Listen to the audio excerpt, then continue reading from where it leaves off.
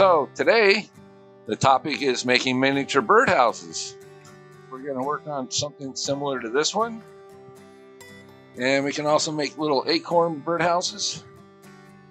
About the size of an acorn actually, which is a really kind of a skill builder when you're working in miniature like this. But the first birdhouse I'm going to make it's going to be a long skinny one. Got my larger roughing gouge here and clean this up. So that's on center.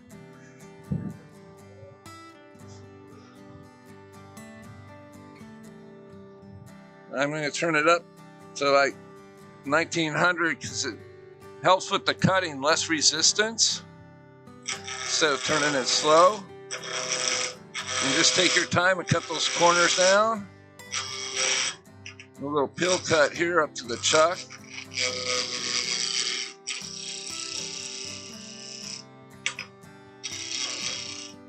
Yeah, I'm going to switch cameras real quick again. Let's see here. What do we got here? There we go. I'm going to click something on my computer here real quick. Get something out of the way. There we go. Everybody still with me?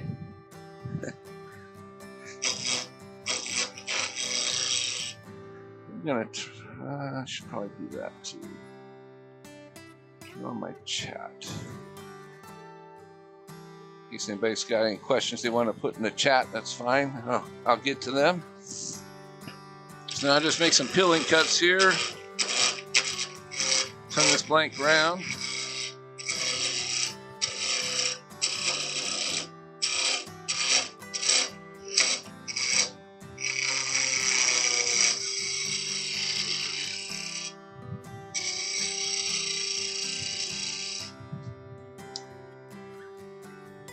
And we are almost there.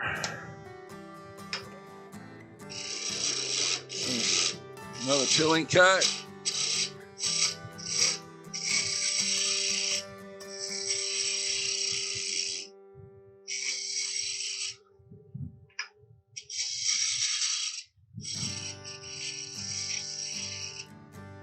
Let's see how we are here.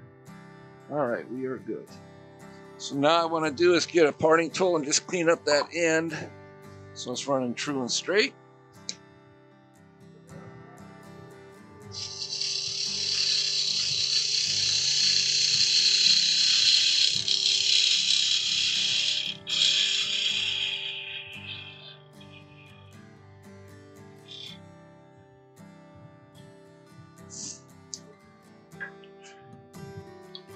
So now I need to figure out how big of a tenon to do on the end of the roof piece right here. So I need to measure this. I'm going to grab a pair of calipers.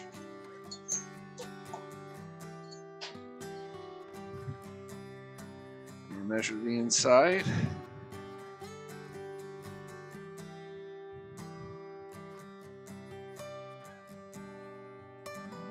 They're right there. So you got a little room to play with there, but not much. I'm gonna grab my parting tool again.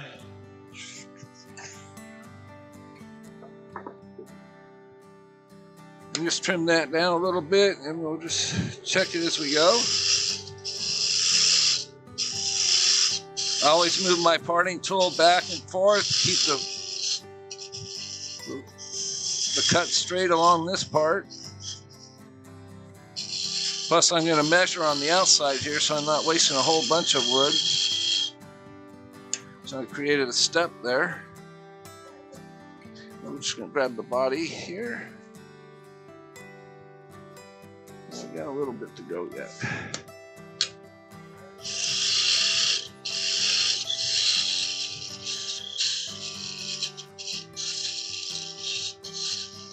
Don't want a really deep tenon. Bit more.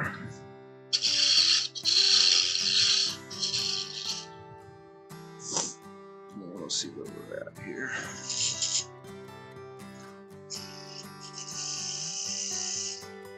All right. About 1/8 of an inch more to go.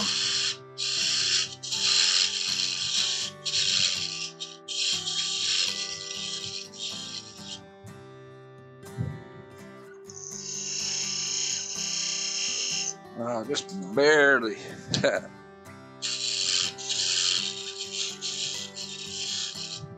I'm just going to grab the body of the birdhouse here. Yep, that's good right there. Want a little bit of a play because when you glue it in, the wood's going to expand. And you don't want it to expand so much that it cracks the body of the wood.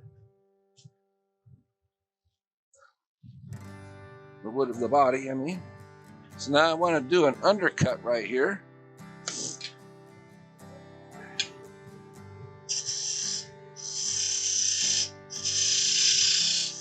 It allows the roof of the birdhouse to sit like overhang the body of the birdhouse. So it's straight up and down.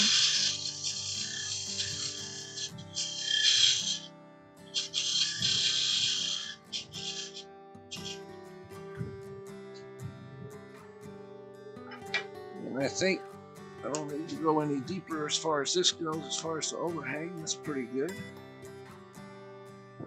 So I'm going to switch out chucks with pin jaws. Move this blank out.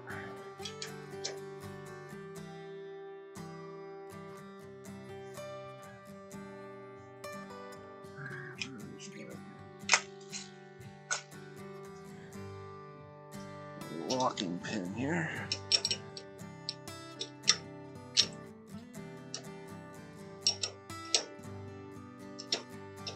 Oh, she's being stubborn. There she goes.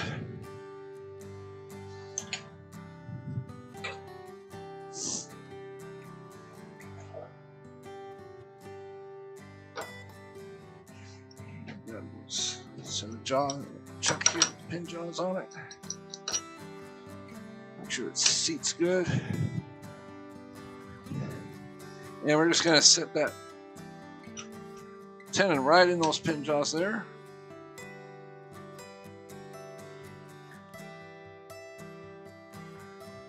Now I'm going to bring up the tailstock for a little support for a little while, but then I'll back it out a little ways.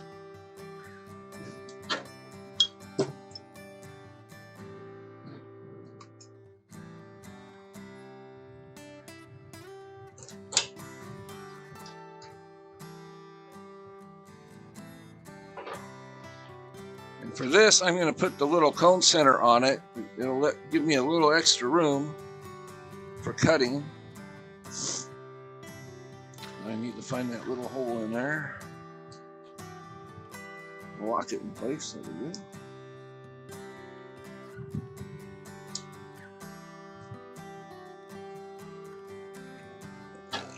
Put that in there.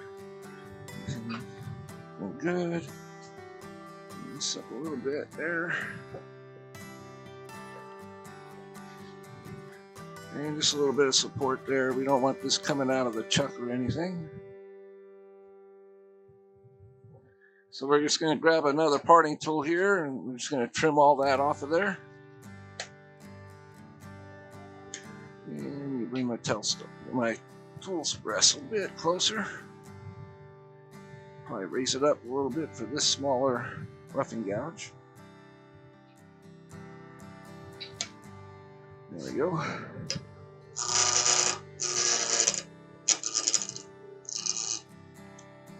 Bring that up just a little bit. There we go.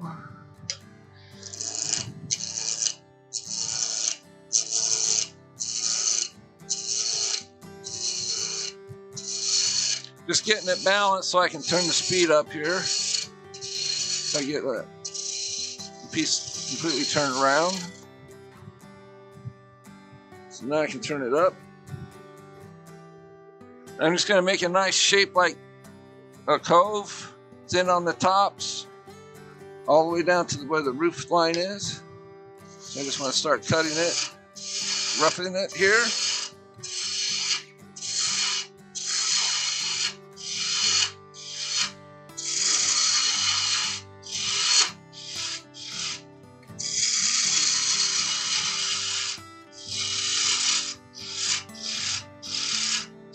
This is the good part about having these cone centers like this. I need to lower my tool rest just a little bit because this piece is getting smaller, so the angle change. It lets you get a little more, with the cone center, it lets you get a little closer of a cut than having the large live center threads right in your way there.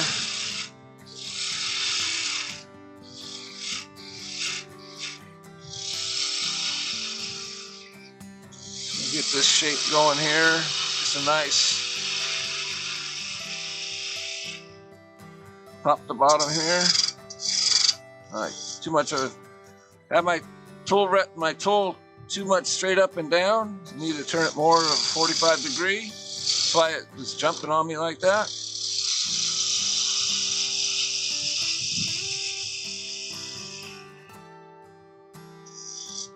Oh, see, I did it again. This is a new small gouge I just received. It's an old laser tool, if anybody's familiar with that. He was the innovator of a lot of tools before even Thompson lathe tools was around. So now I'm just going to grab me a regular spindle gouge here. It's a 40 degree grind on it. I'm going to turn off my lathe, adjust my tool rest, and make sure I'm not going to hit anything when I do this. I'm going to tuck it in there a little closer. Raise it just a hair.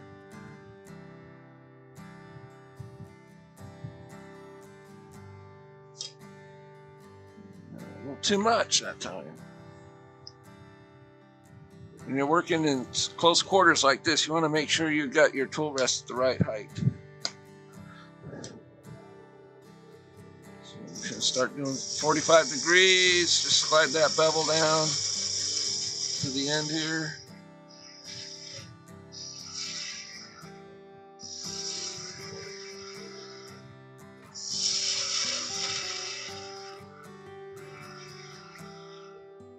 And I'm working my way back each time. Take us a little bit more off the end, the top there. Shaping the final cove type shape on here. Nice and slow and easy is the best way to do this. All the way up to almost the roof. You don't want your tool hitting those jaws of your chug, so you don't want to go all the way to the end there. Just a little bit of sandpaper will clean all that up, make it look a little better. And I'm just going to make a little bit of a deeper cove here, and then I'm just going to come back and narrow it down a little bit. Just a little added detail there. Clean up the tool marks a bit. And we'll see how we're looking here. So we took a chunk out of the roof, that catch, which is a shame. And we can clean that up, make it look like it's part of the roof to begin with. Just a little sandpaper to clean up that roughness. So, I'm going to touch it up with a little 400 this time because the tool did a really good job of cutting it. Turn down the blade before you do any of the sanding here. About 500. Between 5 and 700 is a good speed to sand at. Gives the sandpaper time to do its job. If you sand too fast, you're just rubbing the wood. It's more polishing and sealing it than it is sanding it.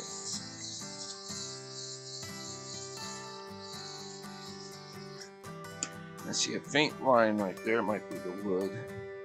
It's like a little bit of a tool mark, maybe. So the sandpaper will take care of that. Yeah, it's looking better.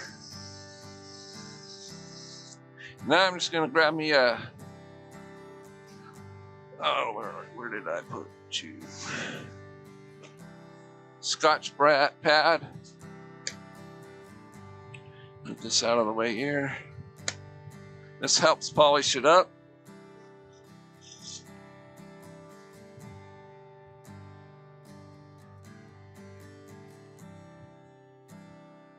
Takes some of that dust off of there, polishes the wood before you would want to apply any finishes.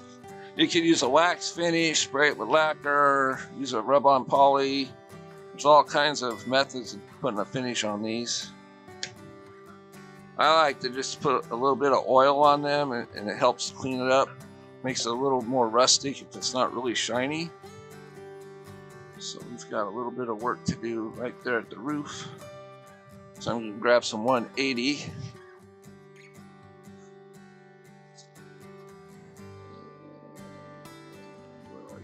There we go. So the roof is looking a little bit rough there. Right here, we're at the eave of the piece here, so I'm going to clean that up. Remember, I didn't want to put the tool right up there next to the chuck jaws for obvious reasons.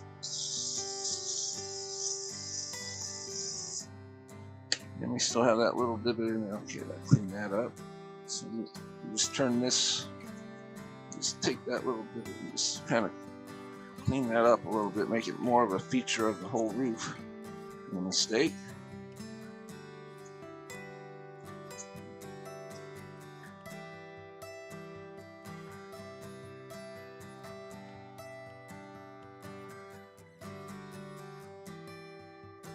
Okay, I'm going to touch it up with 400.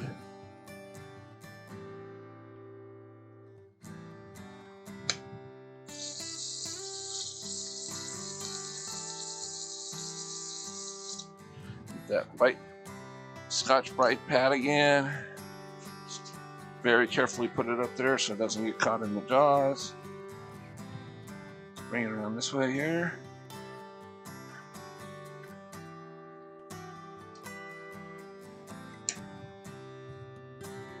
There we go. We got a nice looking roof there. Now we can add a little bit of detail to that. So let's give that a try. Put a little bit of a texture in it, just to set it off a little bit. I like to use these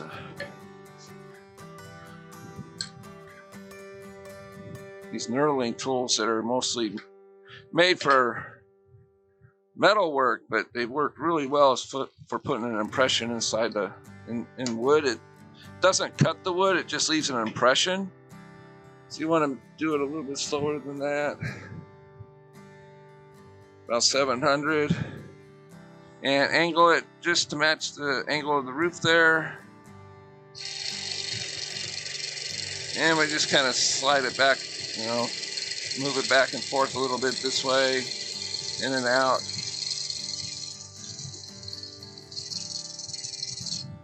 And we'll see what kind of a pattern we got there.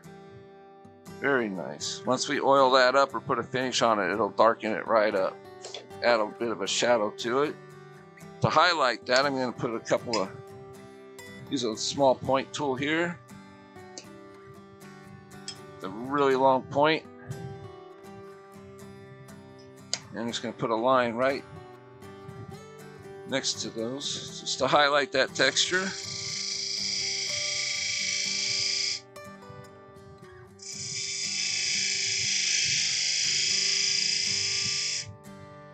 A little bit deeper on this one. And I'm going to take my tool rest out for a second here. Put that out of the way because I'm going to grab some of these little burn wires here and just highlight those lines I put in by burning the mark.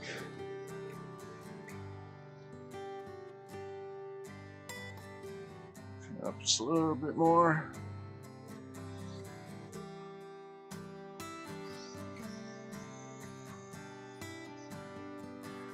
And then back to the Scotch pad to get rid of any residue of that burn mark.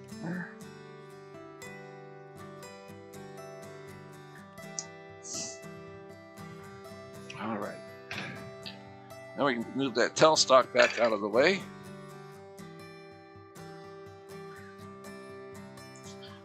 Pull this back in. And I'm just going to grab me a small parting tool and put like a little bit of a recess right in the end there. And that's where the eye hook will go. So you're on center here.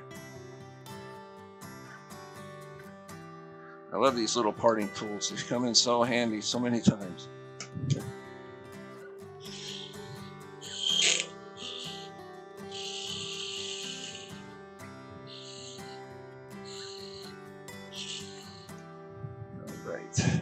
Grab a piece of sandpaper and clean that up real quick. Just around the end there.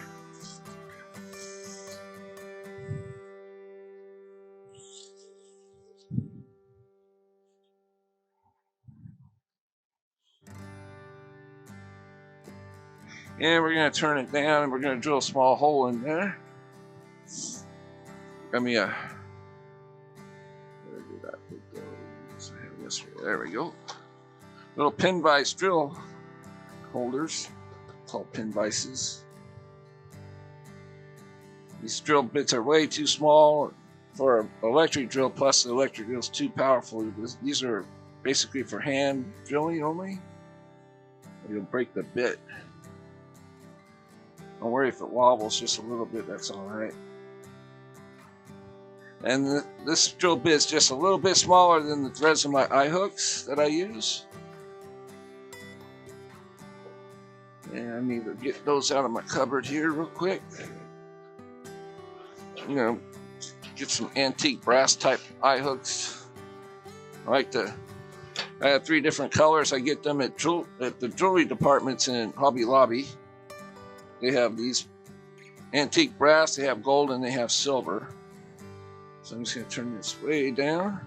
I'm just going to set that in there like this, and it should go right on in. And we are all set.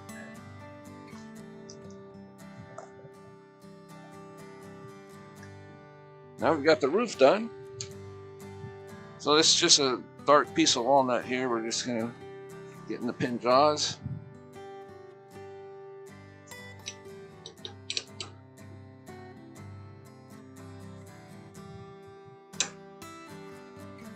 I'm going to slide it out just a little bit more. It's kind of seated on the bottom there. Try to avoid that.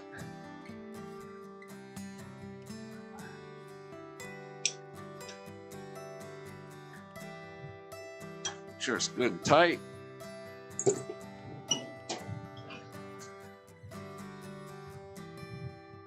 my tailstock back up. Needs my tool rest. I always get in the habit of calling my tool rest my tailstock, so if you catch me doing that, it's for some reason in my mind it does that. So now I'm just going to turn this round with my small roughing out gouge again. Turn the speed up.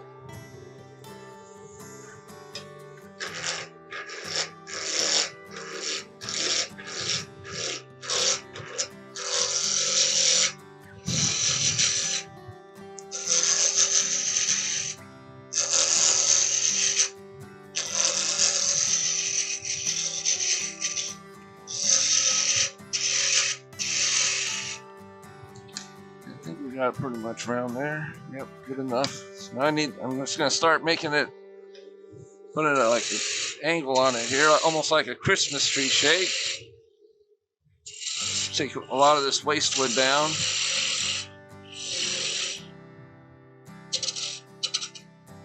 Alright, so I'm hitting the tool on the wrong angle there, making it jump.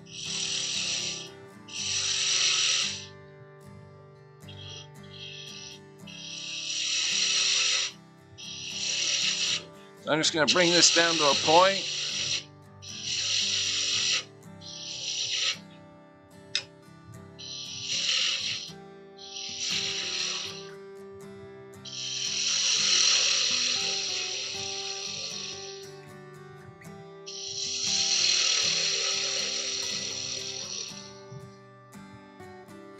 Almost there. One more cut should do it.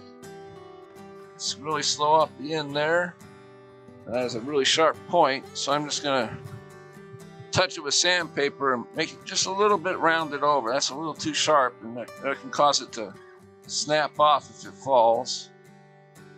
So you're going to want to round that down. I'm just going to grab me a detail gouge here and round that over. There we go. So I'm going to put my tool rest on an angle.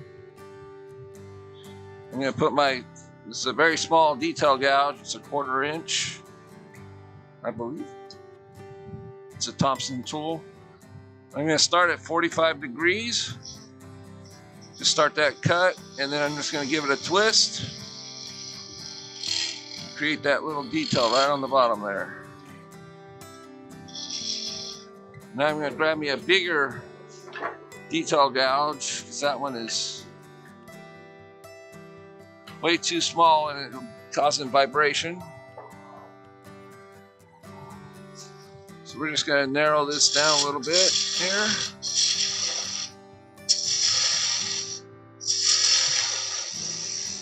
We're going to come back the other direction.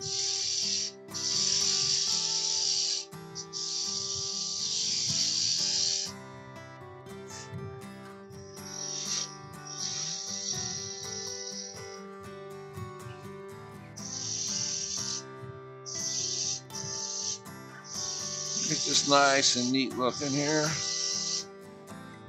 Now this tool is sharpened at 40 degrees. Between 35 and 40 is a good grind for a small detail gouge like this. It lets you get into tight spaces.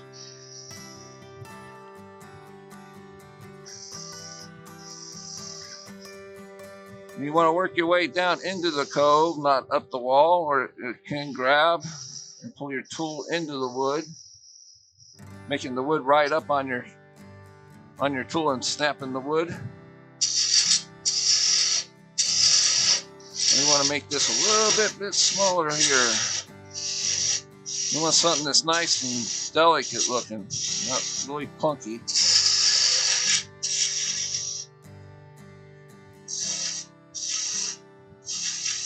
We'll just continue that curve down in there, make a nice little, thin it out a little bit more.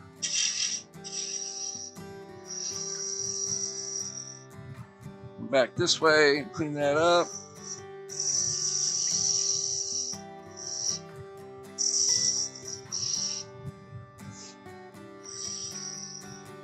Once we get that where I like the thinness of it,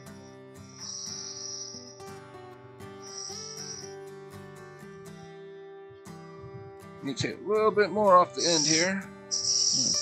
Clean that up. There we go. Looking much better with that.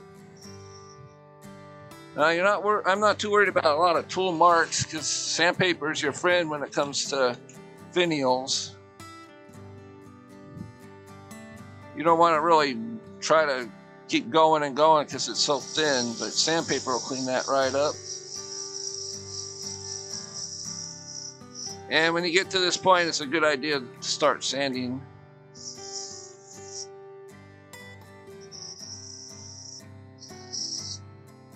Before you get too thin at the top, which you'll see me do in a second.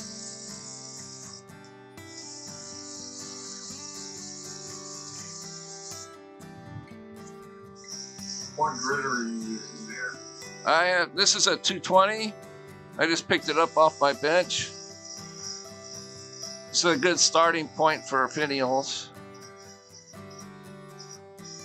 Anything too rough and you're just gonna spend a bunch of time taking a lot of wood off of here, and you don't want to do that because you'll lose some detail. So I always start at the higher grits. I'm going to touch it with that pad again. Just kind of polish it up a little bit.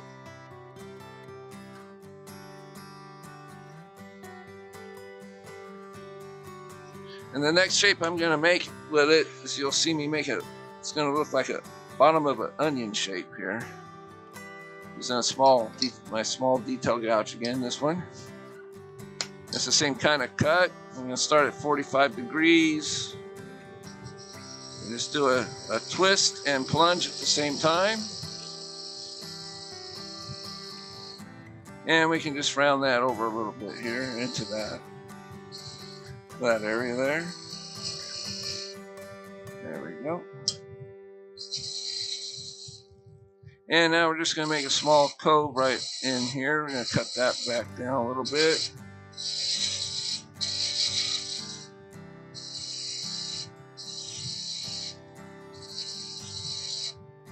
Some of that away there. There we go.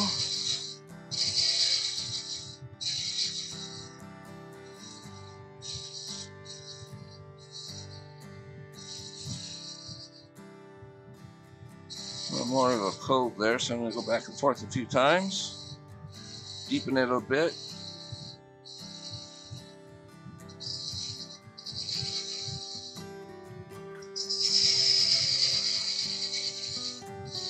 I'm going to make a flat section here so I can do one of those plunge cuts again. Start at about 45 degrees and just go right in there like that. And then I'm going to clean this up a little bit here. Going into that little detail down inside the wood there. Now I'm just going to clean this up and kind of give it a small ogee curve by starting as a cove here. I bring my tool up, turn it to 45 degrees, and turn it back down to 3 o'clock again. And I'll actually make a small little curve right in there, starting here, up, and then back down into the wood. So I'm going to grab me my small parting tool. Where are you? It's the wrong one. That one's cut on an angle. I have two of these. One's cut on an angle for undercutting, and one's cut straight across.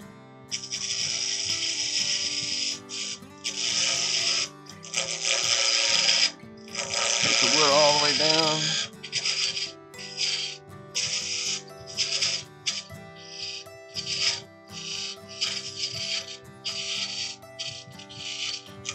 So I'm going to stop right there for a second. And I need that drill bit, my calipers. So I'm going to, this is the drill bit I used to cut the hole in the bottom. So I'm going to measure that and make a tenon that will fit into it. So right there. So we need that small parting tool again.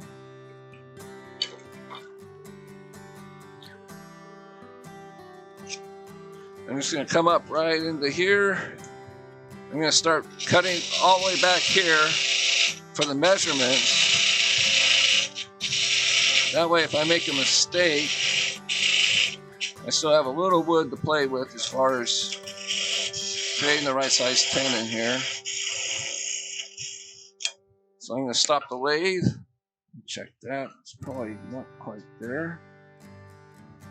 Okay, a little bit more to go.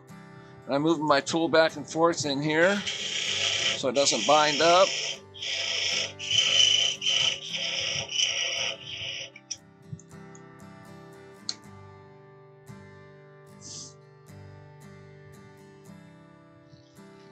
So before I go any further, I'm just going to clean this part up with a little bit of sandpaper. It's a little rough on the edge there where I made the cut. I'm just going to clean that up. Clean up that little ogee curve too while I'm at it.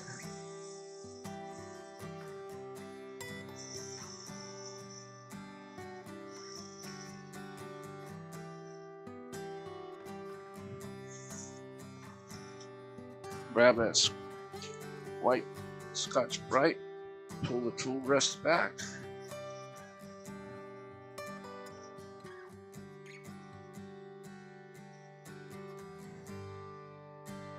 So we're almost ready to part it off. So I wanted to stop here just to make sure I got everything finished on the piece.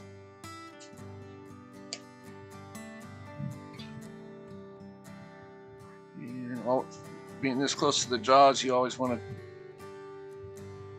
stop the lathe when you do the measurement.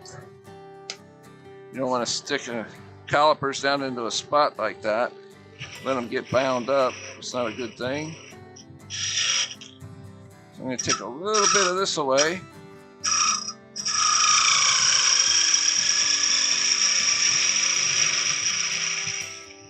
So it's a little too thick for my liking.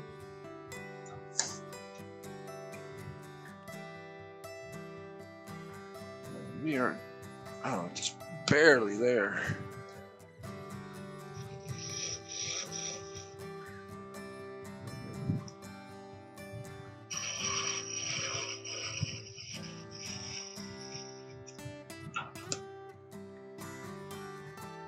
There we go. Good fit. So now you're going to see what that little parting tool I use for undercutting is. I grind it on an angle, and when I do the undercut, I keep that angle straight towards the wood. That way it cuts the angle, and when it gets to the bottom, it cuts the tenon straight. I'm going to touch that up with sandpaper again. It looks like I might have touched it.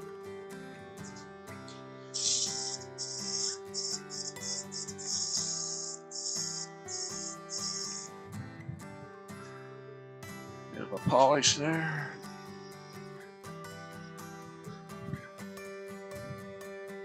So now I'm just going to come in here and make sure the tool is the right way. So I got it labeled. If these are facing up, I got it in the right direction here.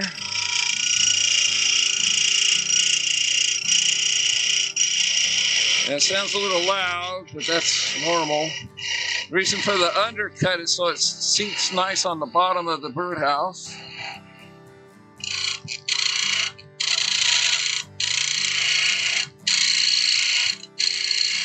Remember, the bottom has a dome on it, so you want a fairly somewhat deep undercut there. And now I'm just going to go ahead and part it off. Let me grab that other small parting tool to work better. Now, take it down a little bit right here. Just don't grab it with your hand, hold it with your hands, just let it fall right into your hands there. You can give it a little bit, twist it off if you want. Now we got the little finial that'll go on the bottom.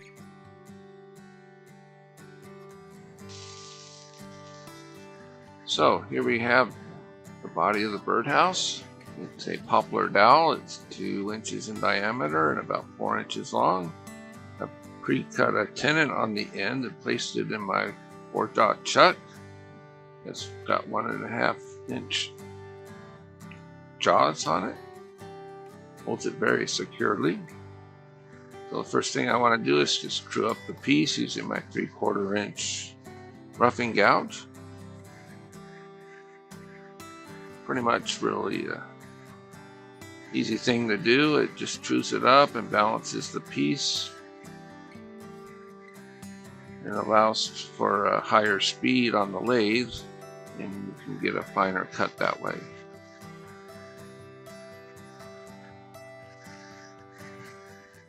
Now I have my 1/8 inch parting tool. I'm just cleaning up the end here because it was just slightly out of round. And you want to make sure your piece is very well trued before going any further.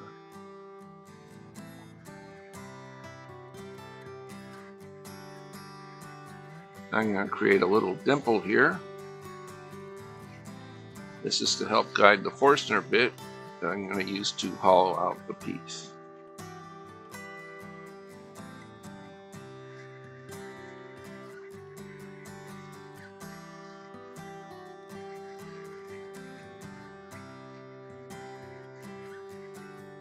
This is a 1 inch Forstner bit,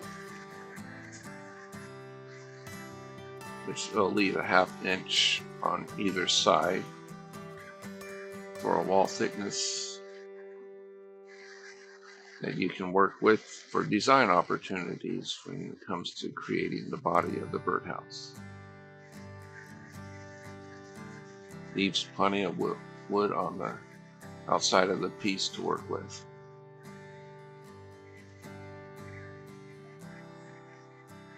Right now I'm going to mark how deep I want the hollow to go. And then I'm going to repeat that. I do believe I selected about 2 inches deep. And I'm going to do the same thing here. I'm going to mark the drill bit 2 inches down from the end.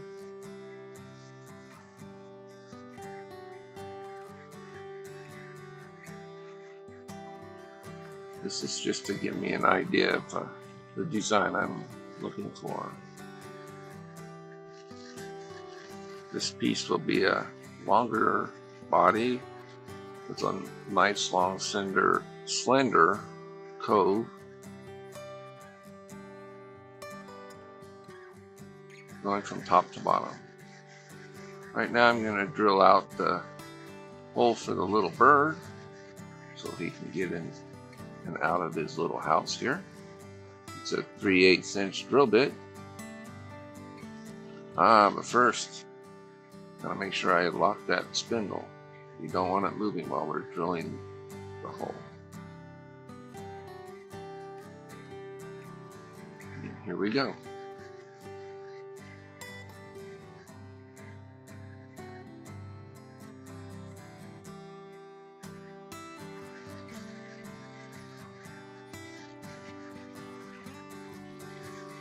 And there goes the drill.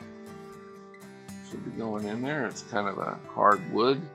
This piece seems to be a little tough, but the drill bit's going to make it in there just fine. There we go. Now I need to drill a hole for the little perch to go in. I always drill this off center from the main entrance to the birdhouse. So I like to glue these little birds I get at the craft store. They're pretty much made out of paper, but they're cute nonetheless. And I'm making sure that my drill bit matches the same size as the little dowel pin that I'll be using. And I do believe it's like 1/16 of an inch, if I'm not mistaken. And we're just gonna drill a hole in here really quickly.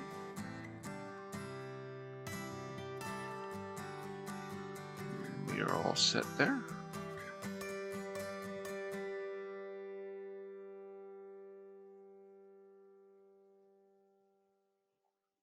Everything's looking fine.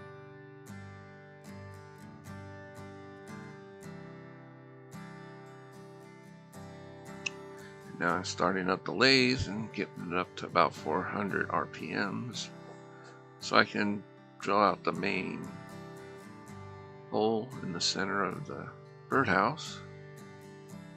Saves a lot of hollowing time. I usually don't use hollowing tools on these. I usually just allow the drill bit to do the work. So by the time I do the final shaping on the outside of the house, it will be much smaller in diameter than it is right now.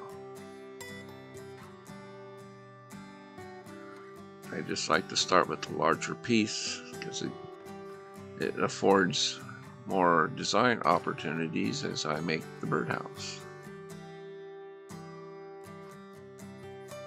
And I will move the bit forward. As you can see, I'm also holding onto the drill chuck just in case it wants to spin in the Morse taper of the tailstock.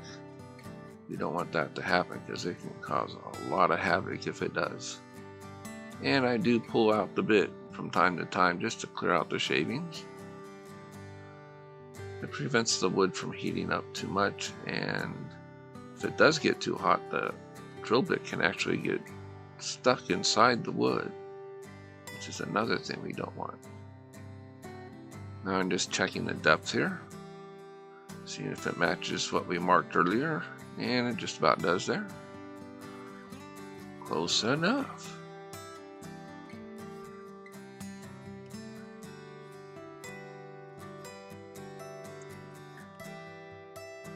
Now I'm moving my tail, well, not my tail center, my tool rest in place. I always got in the habit of calling this a tail center. I do not know why. And I only usually do this while I'm demonstrating, so. But usually I'm not talking aloud in my own shop.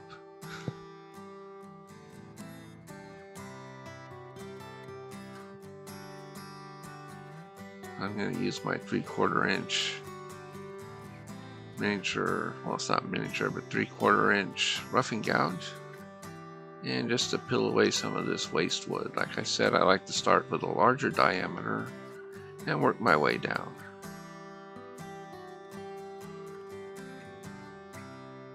It's great fun doing all these peeling cuts because you can really remove a lot of wood and make a lot of shavings, which is one of the reasons why wood turning is so enjoyable.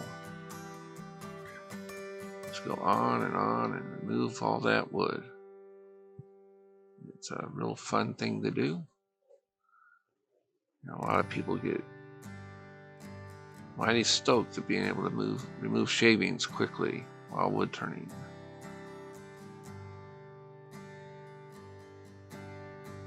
Now, if you notice, I created a little step here. I'll mention that in just a moment here. All right, here is my 1/2 inch spindle gouge. And I'm using it to create a nice cove detail that will lead up to the bottom of the roof of the birdhouse. It adds a nice little detail that sets off the top of the birdhouse nicely. Using the end of my tool just to shape the cove to the depth and curvature that I want.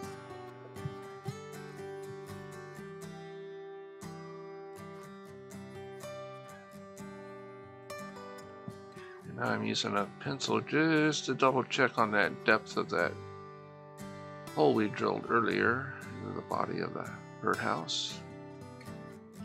So when I start shaping the birdhouse, I definitely do not want to go to the bottom.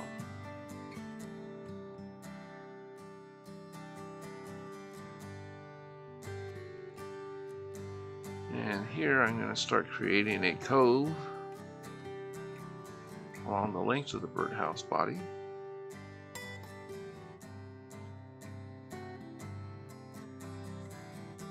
It gives a nice little detail and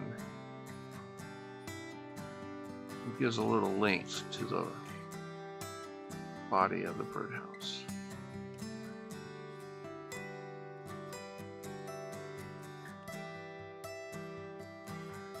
Now I'm coming in from the left side towards the center of the curve.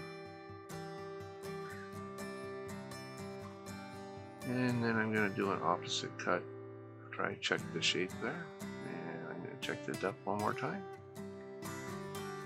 Doesn't hurt to double check things like this. See how thin I'm going through.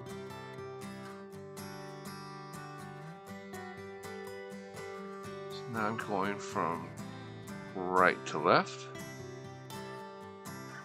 And I stop right about there. Just start going uphill. If I don't, I'll be cutting into the grain of the wood, which will leave a rough cut.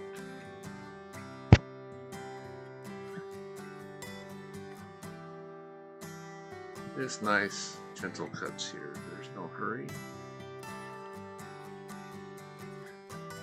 The gentler the cuts, the less sanding you have to do in the end.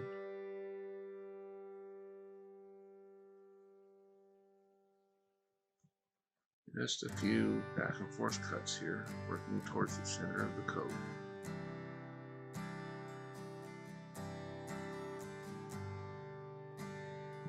And you can see that I've made the cut past the pencil line I placed a little while ago.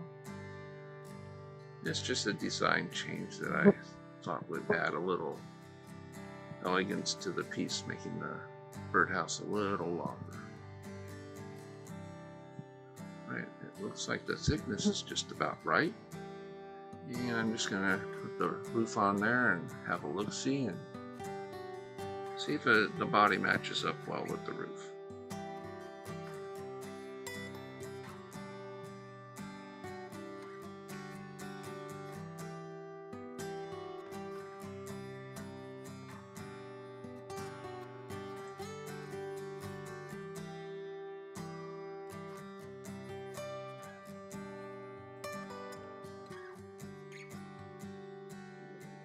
I'm now starting to work on the bottom of the birdhouse, deciding how much of a curve I want on the bottom. Of course, it needs to match the bottom of the finial we made, so they both meet up nice and flush together. So I'm just wasting some wood out of here, just kind of getting it out of my way so I can work on the bottom a little deeper.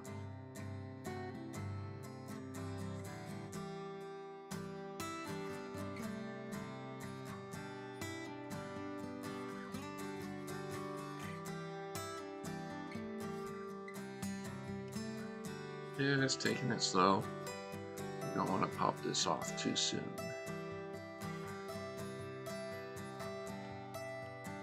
And some nice light pressure, just floating that bevel down the cut. Oh, I had the tool not turned quite far enough over. It should be almost 90 degrees, if not 90 degrees, starting the cut. And I had it at 94 or 45 degrees, which caused the tool to skate back. But I was able to clean up that little mistake I made there, thankfully.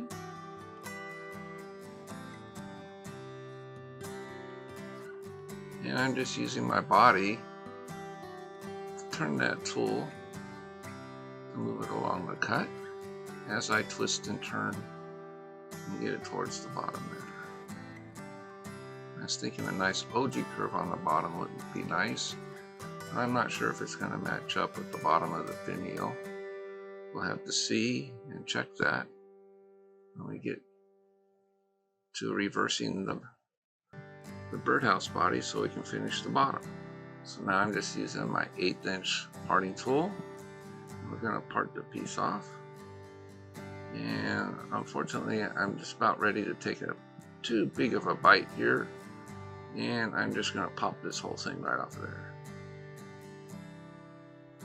Alright, now that I've got my chuck that has my pin jaws attached, I will be reverse chucking the body onto this chuck.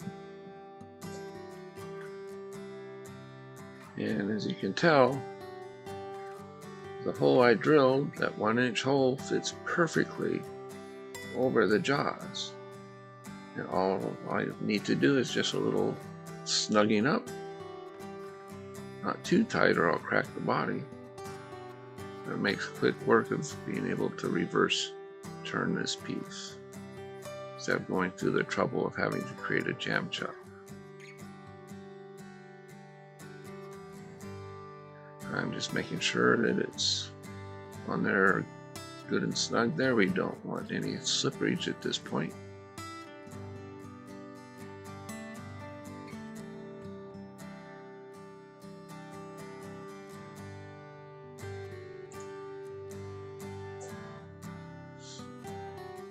And I'm just making sure my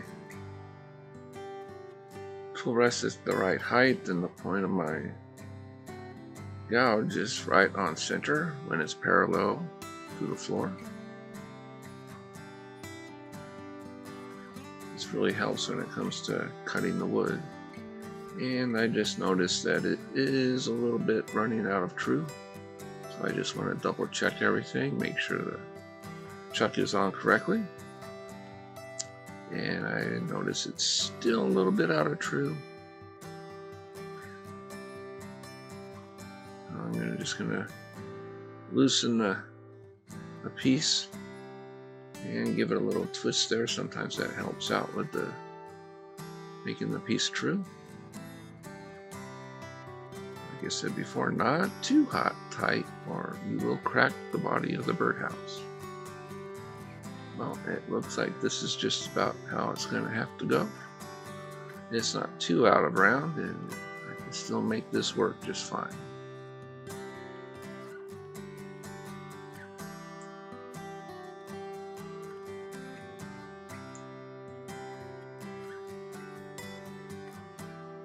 And there we go. Good enough.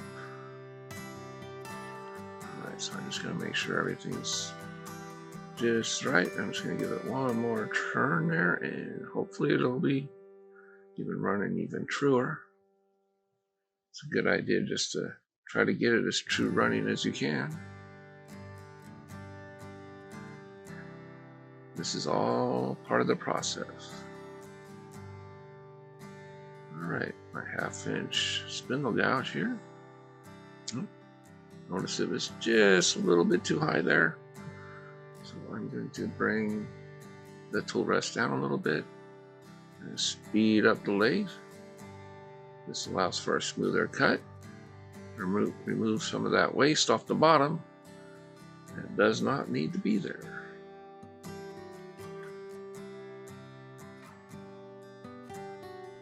And I am just doing a shear scrape on the side using the wing of the tool. I just switched cameras.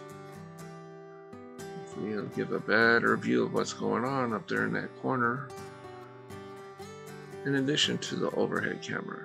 I'm going to zoom in just a little bit there. Might be able to see a little better. There we go. Now we're off to the races. Steady and slow wins the race in this part of the game of making this birdhouse. There's no rush in this. It's supposed to be an enjoyable experience and not a race to the finish line. Alright, so I'm just going to try a few little details here.